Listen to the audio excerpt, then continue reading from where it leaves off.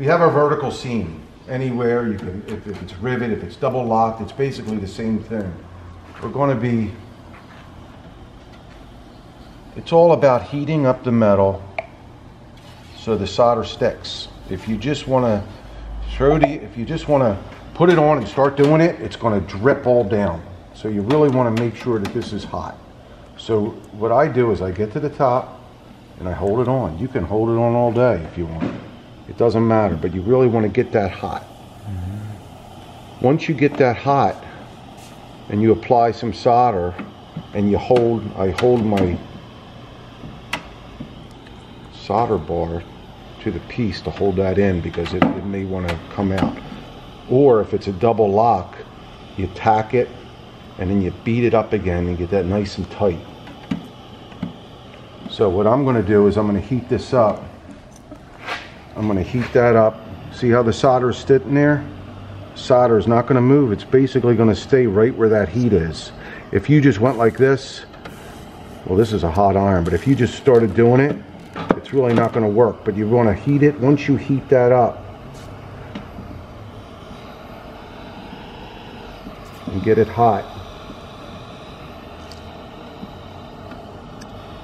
it's all about getting it started from the beginning. Once you get that started in the beginning, it's going to start flowing.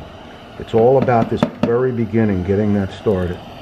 And then you want to go like this, and you want to pull it into the seam, pull it into the seam, and you take your time and you pull it in, and you every time I'm done, I hold my thing down here. If it's a lap seam, and it should be riveted because it will break if it's not riveted or double locked. So make sure you got make sure you got enough solder on there, and it takes a little time to get it, but if the secret is keeping that metal hot.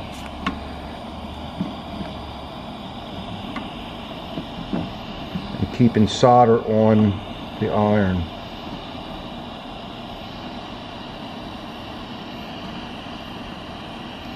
So once you get it down to the bottom,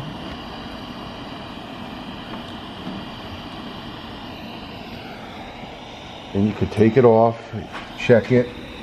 It's definitely not enough yet. So now we go back to the top. You can even add some juice.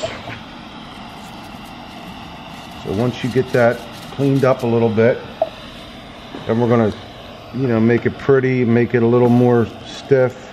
See, you got the iron on there, you got that, and then now you add a little bit more solder to the iron. And then you can kind of pull it in, take your time,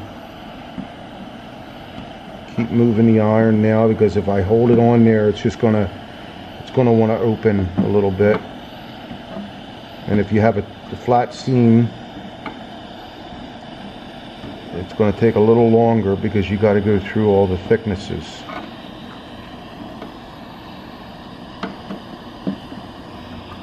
So you could do it, you could lift it out, you could let it cool, you could go back. It all depends on how much you want to do, but you gotta.